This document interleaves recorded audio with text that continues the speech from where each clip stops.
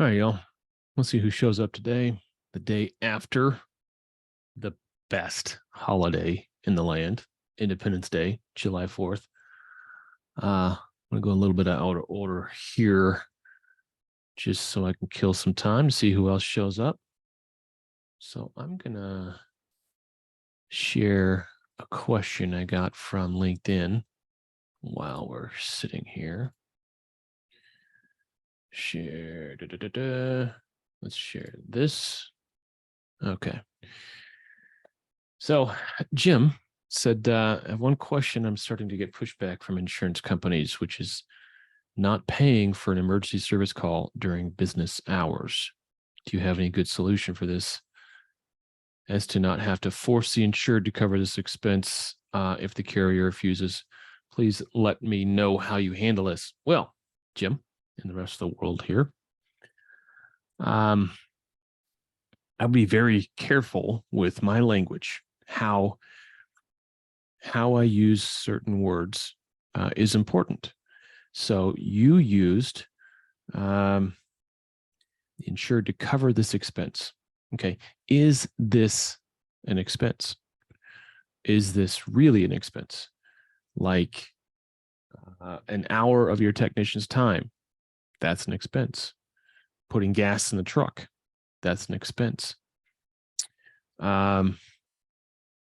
So if a emergency service call is an expense, how does that work? Do you figure in the time of your dispatcher, of your admin to make that call?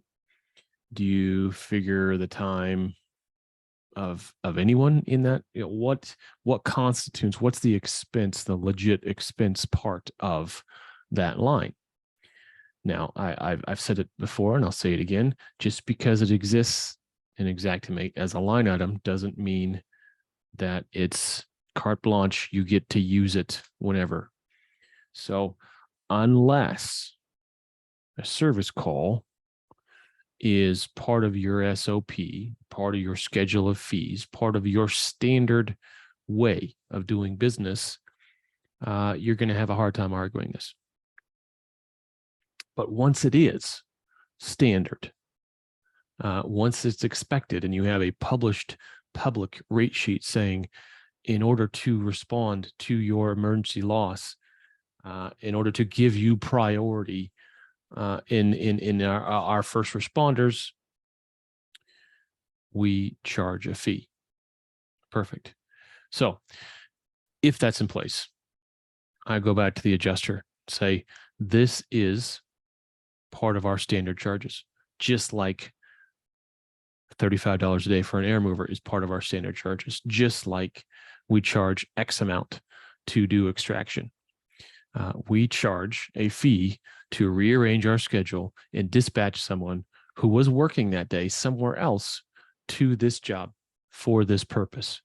And the whole purpose of water damage mitigation is to respond in a fast, meaningful, intentional way to prevent further damage. So of course it needs to be done on a priority emergency basis, easily justifiable. So if you have an adjuster kicking back and say, we don't pay for that, I go back to the old tried and true. Okay, where in the policy does it say that you don't owe for necessary and actual costs incurred to mitigate this loss? We know the policy says the insured is obligated to prevent further damage and mitigate their loss.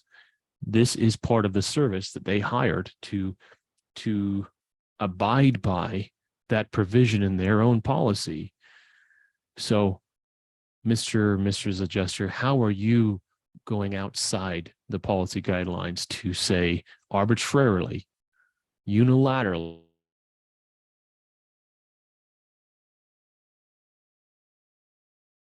right? Maybe we're live. Maybe we're sort of live. That was weird. All right. Whoever's watching on Facebook, let me know what that looked like. I think our stream got interrupted there. So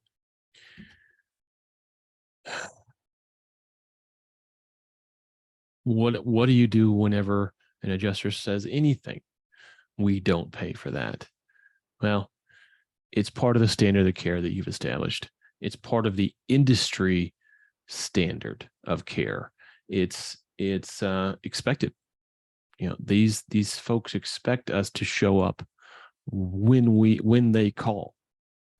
In order for us to show up when they call, we have to charge a premium, and part of that premium is a service call. Plumbers charge service calls. Electrician charge service calls. Right? You get an electrician out. If you schedule an electrician to come out to replace a light fixture, they're going to charge you a service call. They're not going to call it an emergency service fee, and maybe that's the change you make. If you're getting a lot of pushback, change the description in Xactimate. Put in your WTR eServe, but then call it a service call. Don't call it an emergency service during business hours. Just flip it around. End of the day, I don't know if this recording is congruent or not, but at the end of the day, when it comes down to, I have a hard time when someone says, force the insured to cover this expense when it's not really an expense. It's hard to quantify what that expense is. So call it what it is. It's a service call. Service call fee. It's normal. It's expected. And I have yet to read an insurance policy in this country that calls out specific items as not covered. You know, specific losses, causes of loss are not covered. But it's like saying, we don't cover doorknobs. Sorry. Well, I have yet to see an insurance policy that says that. So I've never read an insurance policy that says we do not pay for emergency service calls. This whole thing started when we allowed ourselves as a group to start participating in these bullshit arguments. Let's go here, see if Ivan wants to talk today. When we give credence to these bullshit arguments, we don't pay for that. And we actually engage in those conversations instead of saying, hey, you tell the insured what is covered under their policy and what isn't. That's between you guys. My fee is my fee. My charges are my charges. I do good work. My scope is my scope. Blah, blah, blah, blah, blah. So, Mr. Ivan Flores, how the crap are you, man? Hey, Andy, how you doing? I'm doing great, man. How you been? I've been good. Good to see you. I know. I saw your custom 4th of July with the nice suit. Oh man, that was all fake AI, but man, I wish I had a suit like that. I would wear it. I would wear it every day. That was amazing. So I told Midjourney to come up with a person in a suit made out of the American flag, and it came up with that. And then, I swapped awesome. My face. It was killer. It was killer. How was your 4th? It was relaxing. Just spend some quality time with the family and just took a little time off and just relax with the family, make some food and enjoy the day. Yeah, man, I get it. Freedom.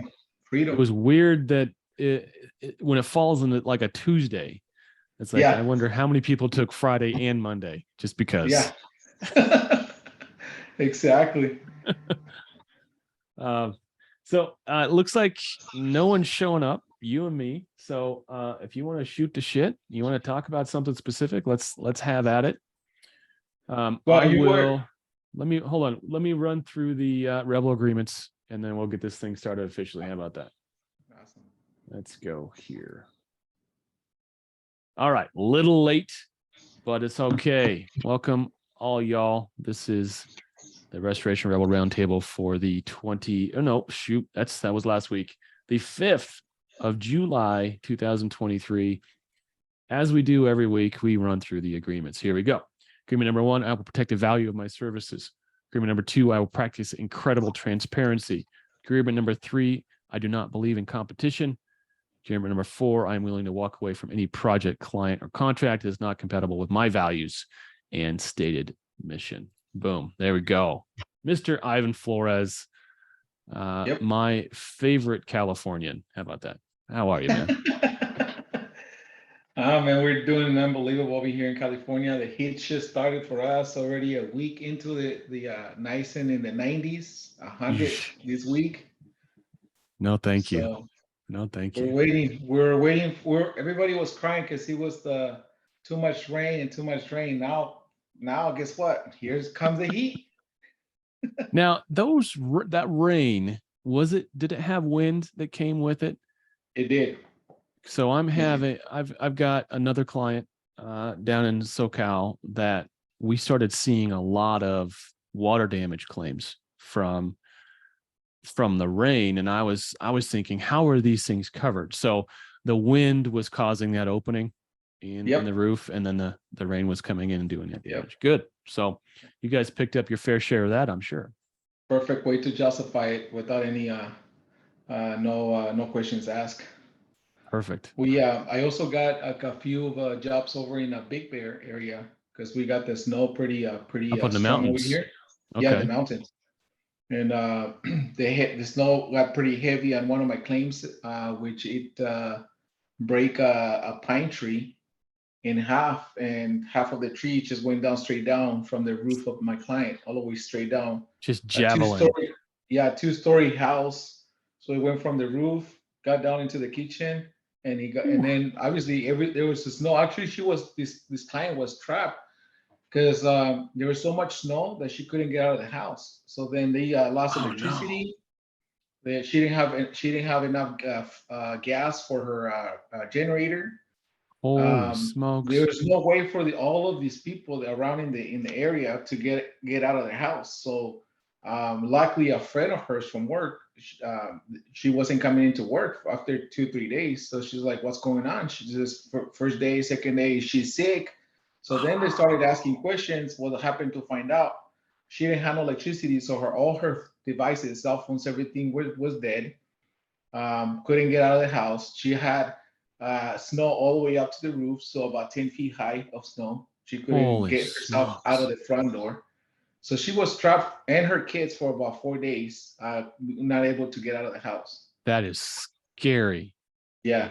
And then as that was happening, that tree comes down and falls off on top of her roof. And now she's getting water damage, water coming in. She's like cold, and I mean, she went through hell.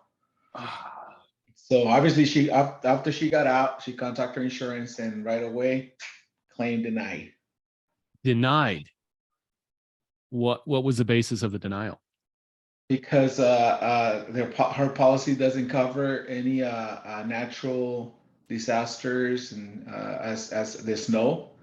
We don't have natural disasters. Yeah.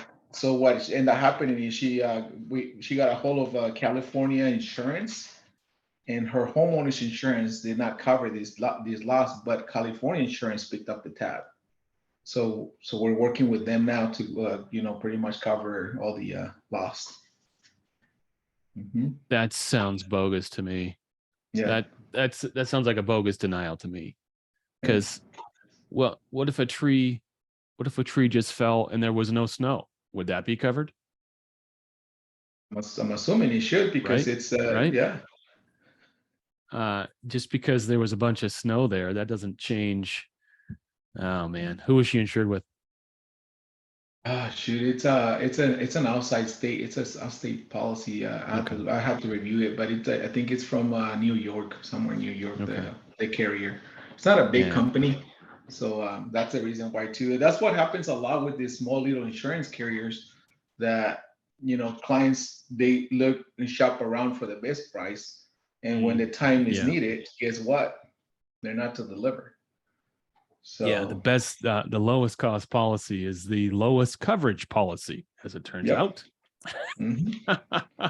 Yeah, so yeah, we got a few of those snows and the rain, and now with the fireworks, there's several fire claims. It's So like we never learn. I don't yeah, understand this. yeah, I posted on my Instagram. People already doing the fireworks and their houses are catching on fire. So I'm like, hey, happy 4th of July. Just in case your house gets on fire, call me and we'll be able to help you through. We're here for you. Yeah, we're here for when you. when you're stupid, when you're dumb. All Exactly. right. Looks like we had Mr. Roush there for a brief instant. Maybe connectivity issues. Looks like you're here. I'm around, and yeah, there's connectivity issues. There you are. There you are. What's up, brother? Not too much.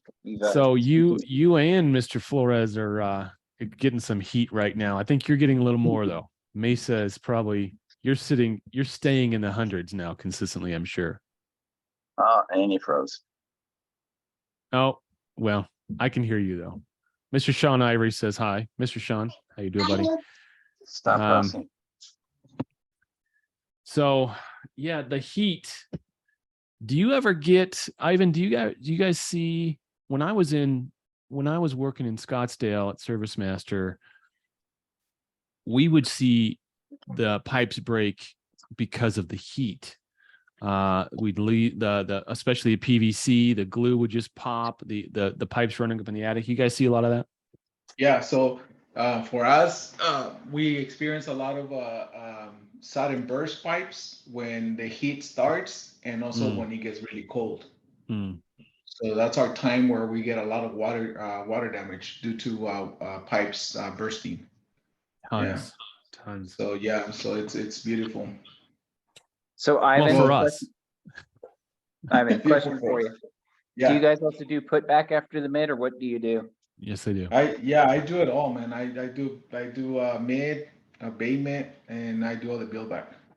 Okay, so here's the thing, just a value add that you may want to seriously consider. Just a moment. Rossi, I see. Thank you. Got the kids in the background. Yeah. Is seriously look into and recommend to all your clients a whole house water monitor and shut off system. The two big players are Moens Flow and Finn, which is a Belkin company. The reason you want to do that is if you had the sudden pipe bursts, for example, it'll shut off the water to the house for further damage. And also, depending on the clients you work with, you can have some of those push notifications sent to you if you've developed a real good relationship. So if the detector starts detecting leaks, you can go, hey, Miss Smith, we're getting the notifications. I know you probably did too. You've got a water leak. Hey, how about we come and look at it? What's a system like that cost to install? The units are running about $600 now, but to have the whole and then plus installation. So realistically, with all parts, probably close to $7. And based on our experience in the testing we've been doing here, I recommend you get the supplemental water sensor alarms to go with it, because there's some drips and leaks that are water damage that are from other sources, and those will detect it. Say, for example, you're working in your sink, the supply lines aren't leaking, the faucet's not leaking, but your drain line starts leaking. Okay, it hits the water sensor, shuts off the water. You go, wait, why can't I wash dishes now? Oh, it's smart enough. It goes, your kitchen sink is leaking. So what do? You put it under in the cabinets, like below the moisture detectors? Yes. Yeah. I'm sure you've seen the little moisture detector alarms. They look like hockey pucks or little pyramids or whatever. Those have like a lifetime battery in them. They just run forever. No, they have multiple year batteries. The low end ones will usually last 3 or 4 years at a time. Just a second, guys. Ladies, I'm on a call. Stop it. Yeah. So the 5-year-old and the 8-year-old are fighting. Yes, they are. So, I didn't catch. I was late to it. Where are you? I know where Andy is. Where are you at? I'm in Riverside, so we take care of Inland Empire, LA County, Orange County. You're real close to the Finn headquarters. you ever want to meet Yep. those people, I can get you hooked up. I know the president of the company. Nice. Nice. Yeah, anytime. Nice. Anytime. And here's the thing too, if you, as a contractor, if you start doing that and you start promoting the product, they do have, yes, you can become kind of a vendor. You can give a discount or whatever. So you can get revenue that way. There's ways to work it, but the important thing is the water protection for the home after the event. Right. And most of our major carriers, it is a value add after we take care of our customer. Most of the major carriers, if you have a monitored home water system, they will give the homeowner a discount. And Yeah, if they'll they give you a do have a policy water discount. loss, yep, if they do have a water loss, if it's in the first couple of years, some of these manufacturers will cover your deductible for that water loss. Nice. Well, it's something. It's better than Yep. kicking the pants, I guess. It is. But I know from firsthand experience, when we first started testing these, we actually had a line, the supply line going to one of our toilets in the house failed while we were in Nebraska. Mm-hmm. It detected it in less than 30 seconds, shut off the water to the house, and we got the notification. So do you And have since to it- replumb everything through a manifold of some kind, or is it No. per supply? No, you just put it through your main supply line. Now, best practice is Okay. to engineer a loop that you can do a diverter. So, because sometimes you may have to service it. It's a piece of equipment. It could fail. You may need to do other things. But otherwise, no, it's just straight in line. Okay. Nice. Yeah. Nice. Well, I started out when I was sitting here by myself for the first few minutes talking about a question I got on LinkedIn. So What is that? I'm gonna run it by both you guys. This guy says he's having pushback for charging the emergency service call during business hours. And he was asking me what I do, how I respond to that. So when you guys get pushback on emergency service call fee, what do you say? What do you do? What I say, well, my emergency call, it's just a service that, as if I were a plumber or an electrician coming in and doing a service. So they have to get paid for that service regardless. So for me to show up and bring my devices and identify what the problem is, I have to charge them an emergency service. So I always get pushed back. Now there's not one carrier that does not want to pay for that, and there's not one carrier that doesn't want to pay for supervision hours as well. Right. So I'm already prepared. The best way is just to add your notes when you send out your report, and if you have enough information within your notes, they really have nowhere to run. But if the report's not documented correctly, you leave the room for any adjuster to come back, and they're gonna want to shop, see what areas they can take off so they can save some money. So that's one of the areas right away that they don't want to pay. Oh yeah, it's they a low usually hanging come up fruit. and saying the policy doesn't cover. So well, send us a copy of my client's policy that states that you have no coverage. Yeah, show me. For these. Yeah, show me. And Ivan is very fortunate being in California. He can get an assignments of benefits contract for the loss and become primary, and then he can legitimately ask all those questions. Yeah. Are you guys running assignment of benefits yet? AOBs? Nope. All right. Send me an email. Remind me. Have Ciamara send me an email. I will. And I'll get you some. I've got some paperwork for you. Awesome. Yeah. So that's what I always do. And but right now, AAA, Mercury Insurance, all the way, all across, they're just being horrible on not wanting to pay. They just want to look at the report, and 50% of the report they want to push it back. Are you kidding? So here's another thing, Ivan. Sorry, they're just not behaving. We can't hear them. If it makes you feel better, we really can't hear them. You can hear them better than we can. So,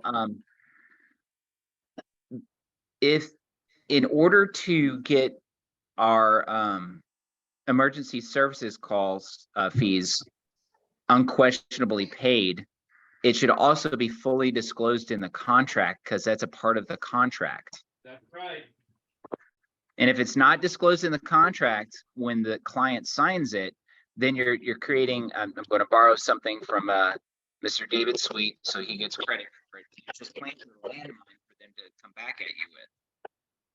Right. And I know you in Yeah. California. California has some of the most stringent contract. If it's in the contract, the carrier can't get out of it, even though they'll try. They can't because it's in there. Yeah. Just because it's in Xactimate doesn't mean you can charge for it. It needs to be in your schedule of fees. It needs to be in your contract. Yeah. Yep.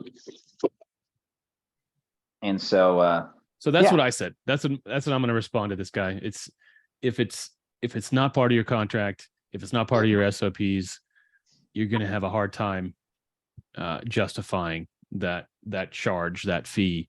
The other thing he said was he called it an expense, and I would challenge him to define what that means.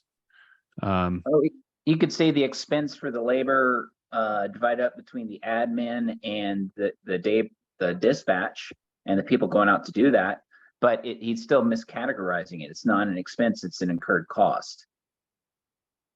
Yeah, it's not a hard cost.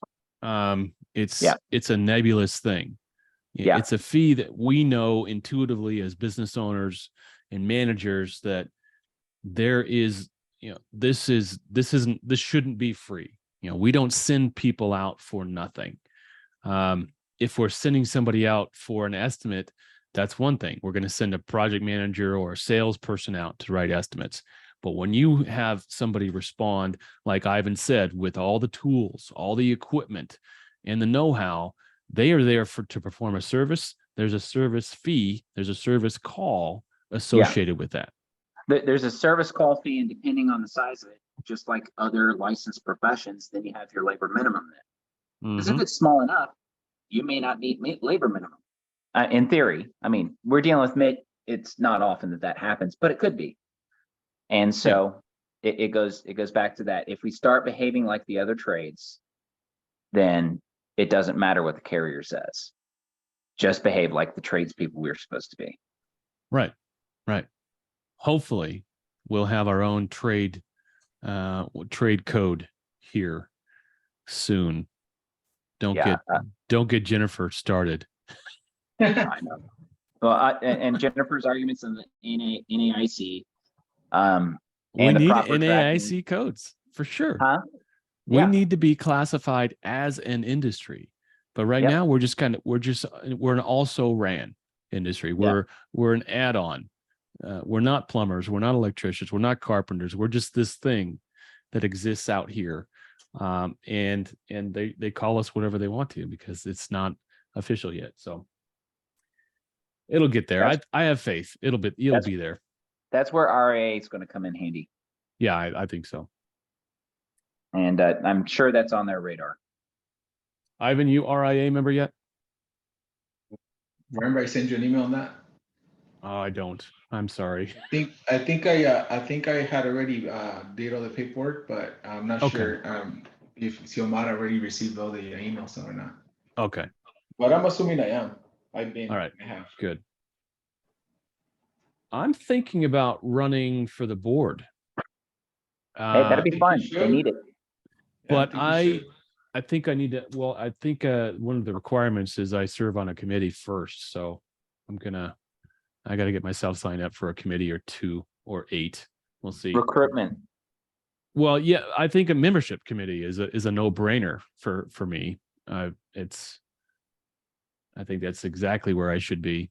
But yeah, it's on my list of things. It's on one of these whiteboards over here. My to-dos. Whatever you need from us, I already told you. Whatever you need, just let us know. We're in it. I appreciate it, brother. Appreciate it. We're in it together. We are. You're a great ambassador. You got my vote. Yes, sir. Thanks, Lou. What else is hanging out there? I had last week I talked about State Farm adjuster that was giving me grief. Oh, something happened today. Where's that email? had a company called Stillwater out of Florida, some insurance company called Stillwater. They're kicking a client out of their housing before they've even paid the claim, before they've settled the claim. All right, how can they do that? What's the basis? Their basis, here's what they said. We provided an estimate, I think in January or something like Okay. that, December, whenever we did. And part of that estimate, we had an anticipated reconstruction, timeline, right? We said it's a 45-day project, and we use that number to figure our supervision and general conditions and things like that. Well, they're saying that 45-day clock for additional living expenses started when we submitted that estimate. No, They They're- didn't pay that estimate. They haven't even Yeah. paid close to that estimate, but they're So- saying that 45 days should have started then. So they've already stopped paying for these Haley. folks' rental. So have they got a lawyer already? Well, I gave them 2 good lawyers today. I gave them 2 referrals to good lawyers today. Good. Because Stillwater they likely hung themselves. Yeah, I just But don't it get doesn't- it. Huh? This guy's and he's doubling down. It's like Oh, we've got on top of emails that- coming back and forth, and he's just doubling down on it. Well, you guys said it was going to take 45 days, and we're like, yeah, it would if you freaking pay us. Here's the next thing, Andy. That file needs to be sent to APA. Good call. Good call. I'm going to make that note right now. And you can send it over. Okay. But try to get all communications from the client, good and bad, it's to make sure that file is as transparent as possible. And for those of us who aren't familiar, APA is what? The American Policyholders Association. Thank you. They're after each other. So I'm not going to say too much about this next subject, but I may be involved with a case against a major insurer for depreciating labor. Oh, I'm excited. I'm excited. We're early in the process. I'm hoping to be the plaintiff's expert witness, and that's all I'm going to say about it because it's that big of a case. But it does deal with a carrier depreciating labor along with everything else. But that'd be huge if we could get case law that kind of slaps this carrier's hands and then sets the example across the board. Oh, well, if that actually goes to trial, but watch them settle at the last second. Oh yeah. I mean, I'm calling it right now. They're going to settle. They'll settle this thing out, but it's being brought as a class action. So I don't know how that works. I don't know if they can just settle out a class action like they can. Yeah, there's more hoops they can, but it has to be qualified as class action. And they can actually shoot you down at the qualification stage. Probably. Okay. Yeah. I don't know much about it, but when I read the complaint today, I was like, yeah, we need more of this. Let's go get them. What else happened out there this week? So I have a question. Yeah, go ahead. I don't know if you guys been experiencing this or not, but on Xactimate line pricing for like cabinets, the pricing here in California has gone up so much in a very short period of time that the report has not updated their pricing.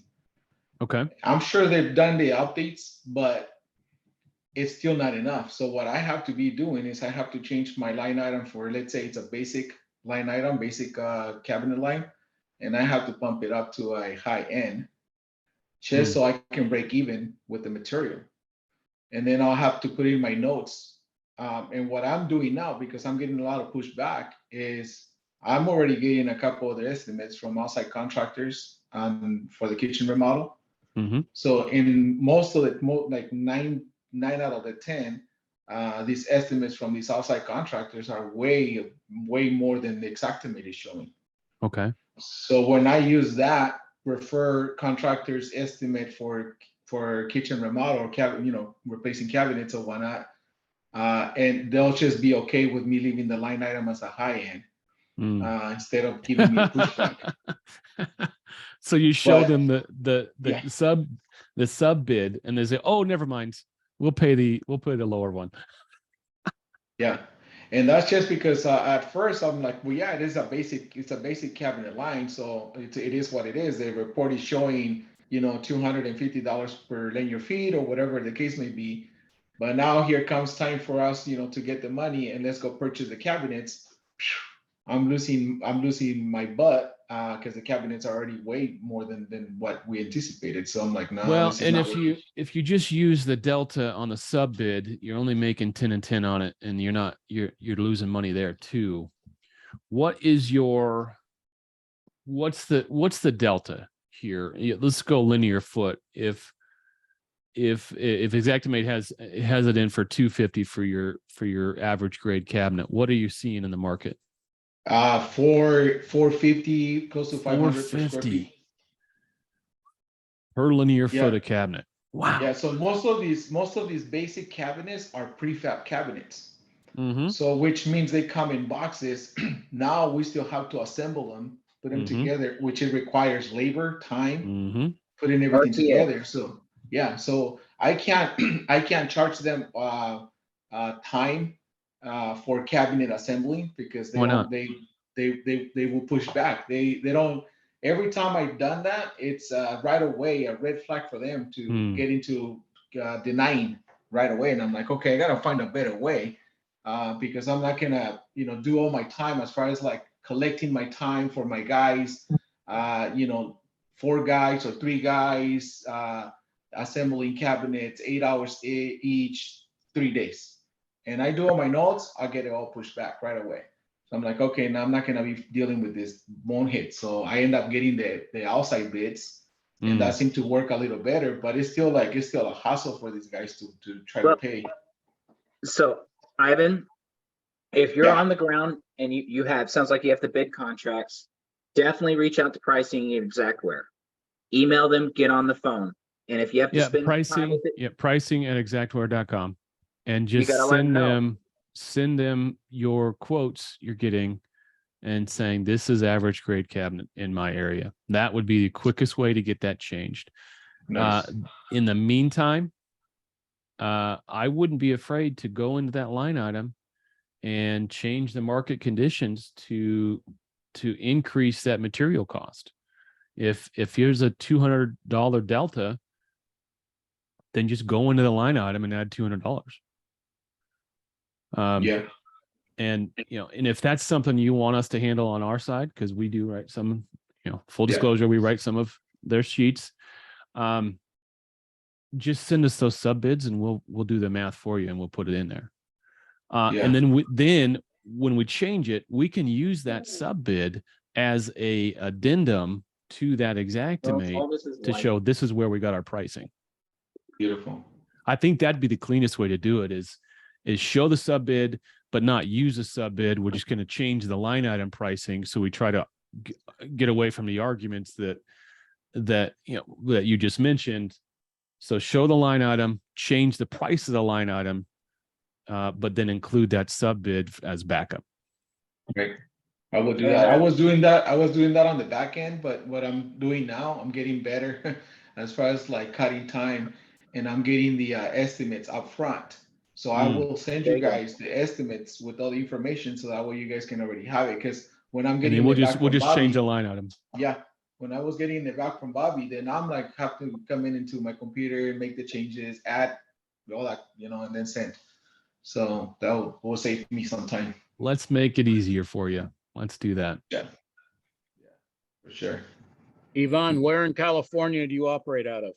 I am in Riverside. We take care of all our Inland Empire, Riverside, Palm Desert, Palmdale, LA County, Orange County.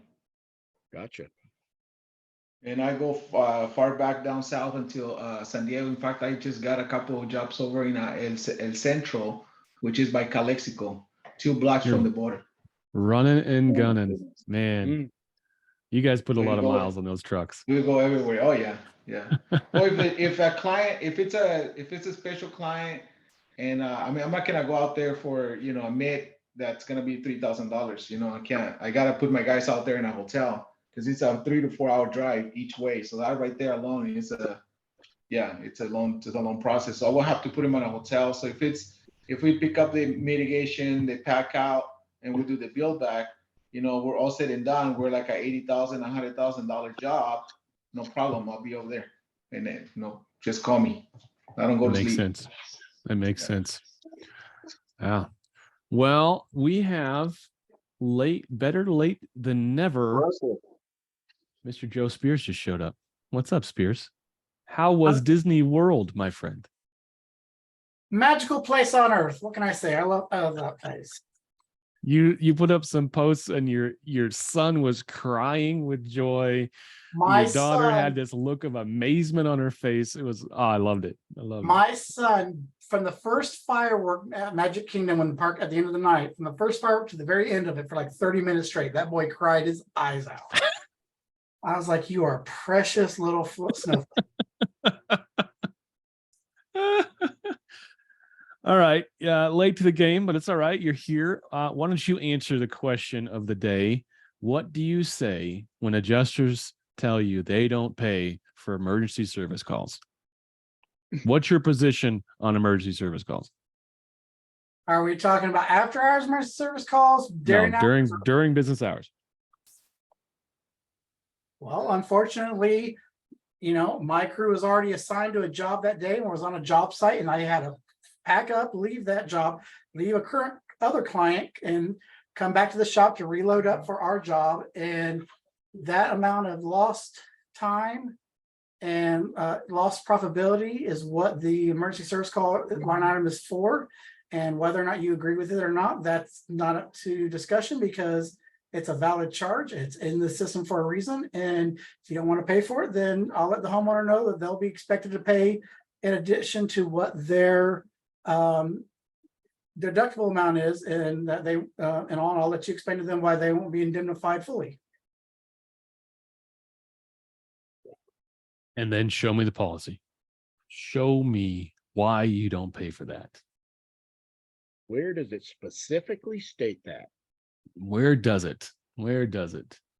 I have adjusters sometimes say, well, we only owe what's fair and reasonable. And yet that charge is not fair and reasonable. When I got an ambulance service up, do you think it matters what time they respond? If it's day or night, they still charge me an emergency service. Now, if your homeowner calls me and says, hey, you don't have to come out till tomorrow, there's no service call needed, emergency service call needed. But if you're like, it's, you know, I need someone here right away, like this is traumatic, that's a fair charge. And I mean, now granted, me personally, I always change it to read initial inspection and evaluation instead of just emergency service call. And I seem to get a lot of good success out of rewording the line item to that terminology. Yeah. That's also what I said earlier, is just change the description so it says something other than that.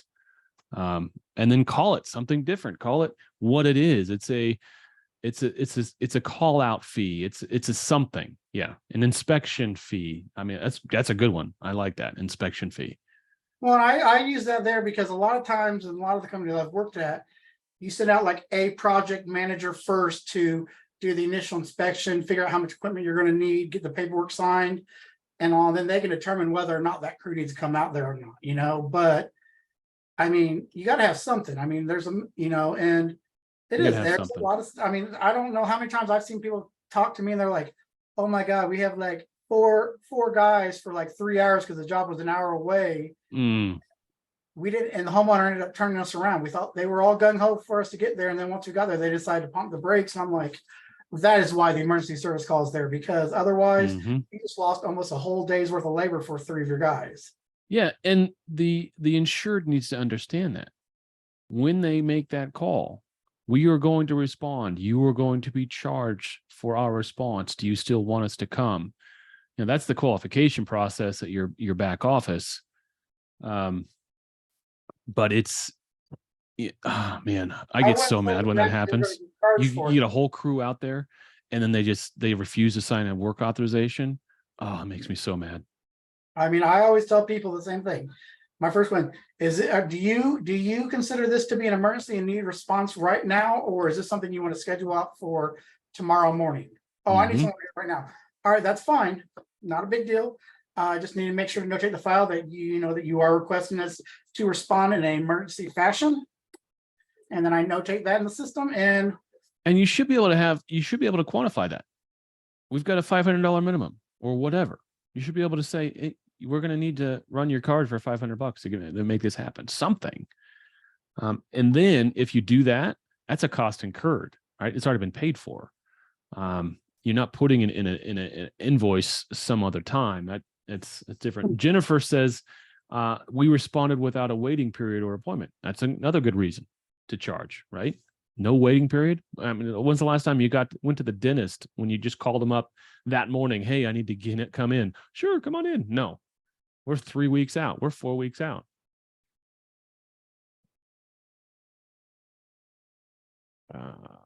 So, okay, I think we beat that horse adequately to death.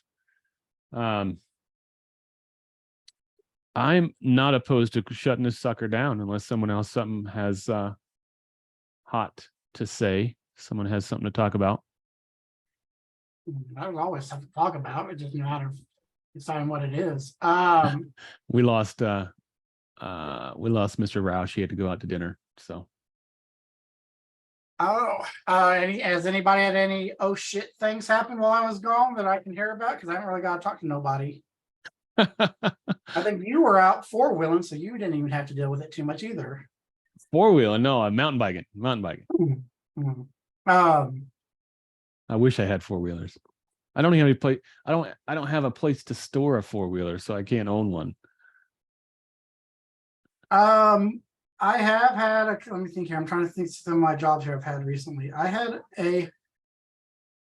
an adjuster email me with some issues on a file and stuff, and we can talk about that because that's always a good thing to talk about. Let's see, where's this at here? It is for, let's see, what did he say on his estimate that he thought was an issue on my project?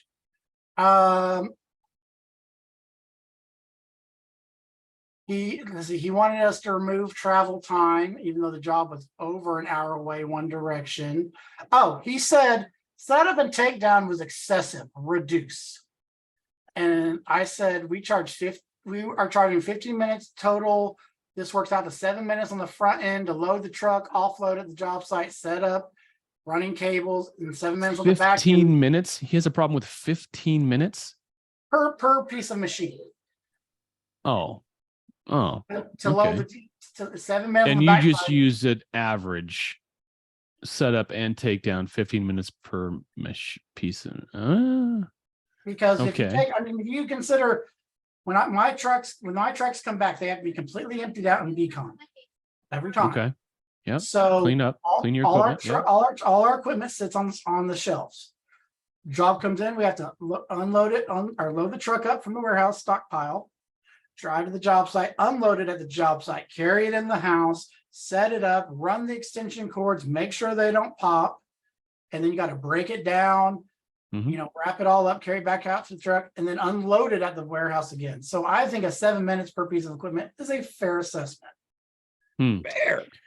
I don't know if I've ever done it per piece of equipment. Yeah, I agree, Lou. It's not expensive. It's not excessive at all.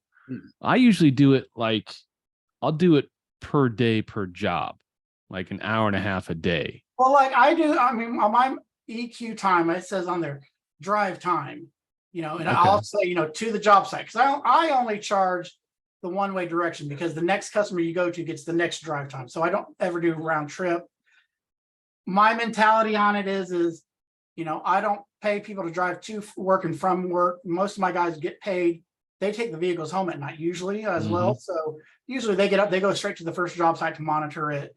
They get paid there, but they're not going to get paid drive home. So I'm not going to charge for it. So that's my thing. But I charge line item 1 or EQ first calculation, drive to the job site. One way is 56 miles, which equates to, 1 hour. 1 hour per day for actual monitoring it. Because if you take into consideration, on average, you need to let your hygrometer acclimate for at least a good 10 to 15 minutes to get that reading. You've got to let each of your pieces of equipment, to take each of your moisture point readings. You're going to need to probably spend at least, two minutes, we'll say 2 minutes per one day. And that monitoring includes the time in the back office to finish the paperwork, to document. It doesn't precisely say that anywhere in it. No, but I include that. Good. That's what I include. Can. So Ivan had a issue with an adjuster on a pack out. What's going on, Ivan? What was the story? So the kitchen had mold. Okay. Leak coming from the ceiling down, a water line up in the soffit. Got the upper cabinets wet all the way down. When we opened up the wall, we found mold. So we stopped abatement, closed everything up, ready for packing out. Floors got damaged, and floors are continuous throughout the house. All 4 bedrooms, living room, dining room, everywhere, except the kitchen. The kitchen had tile. So I contact the adjuster, send them my estimate for pack out. He says, no, we don't, the policyholder's policy does not owe for pack out. And I said, really? Oh, really? Yeah. I said, well, we have to pack all her items on all of the rooms because we have to replace the floor.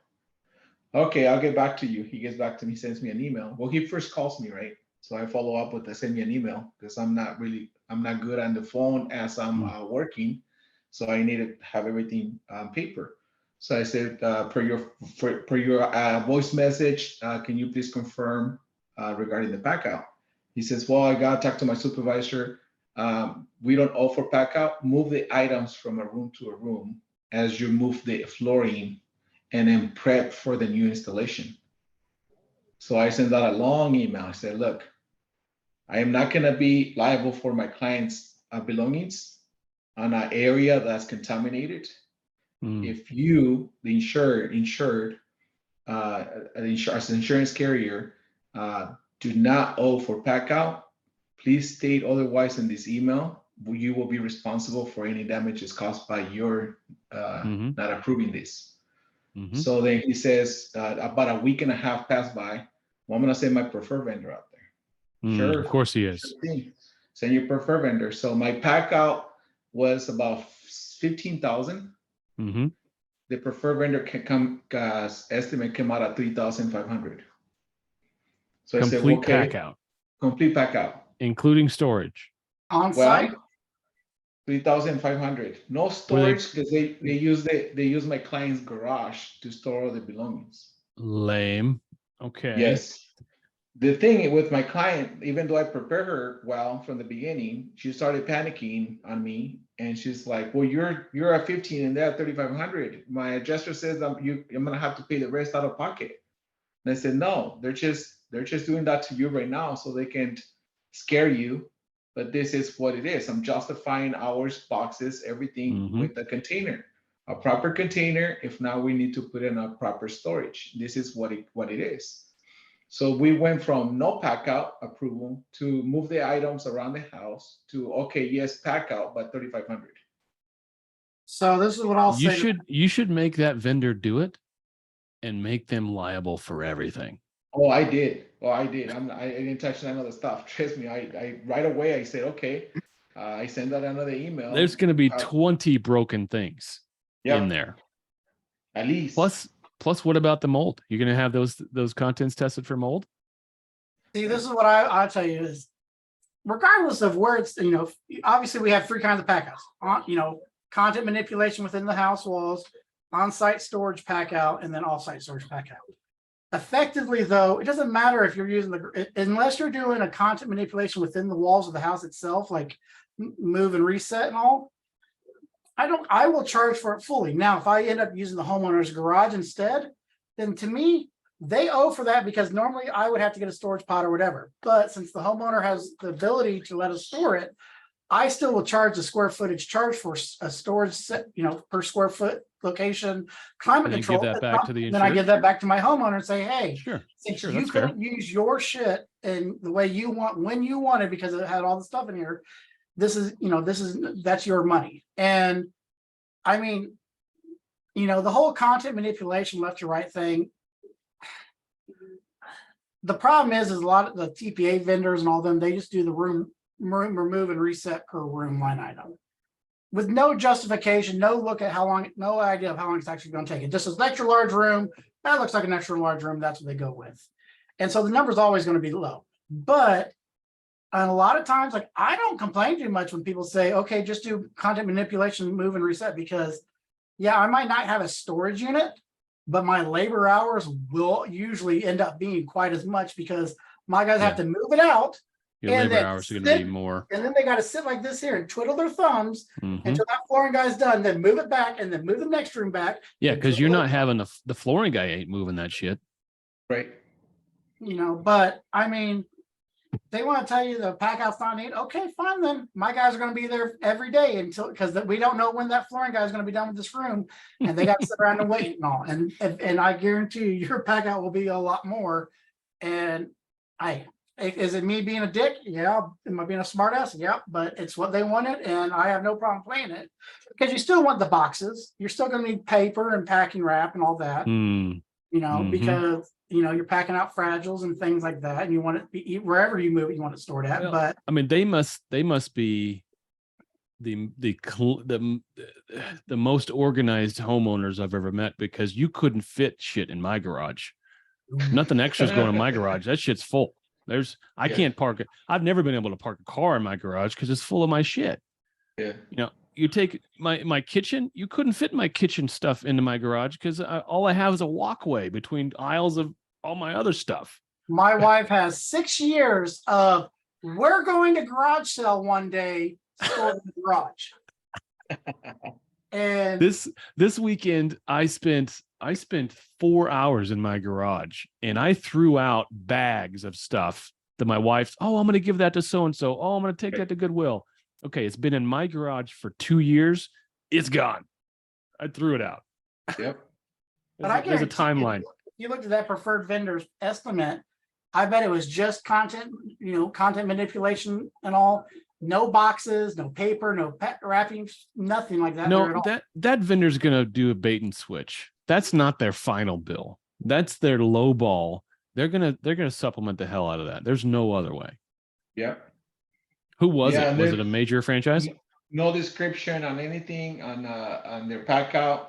The insurance carrier is AAA, and the the pack out is, I'll tell you right now. I'll find it right now.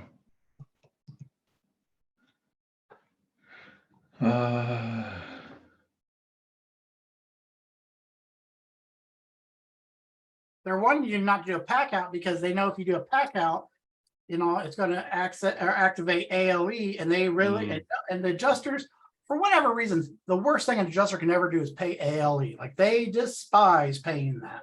It's the number one point of leverage. If you can get somebody, so I've got this client I talked about last week that's with State Farm that's giving them hell.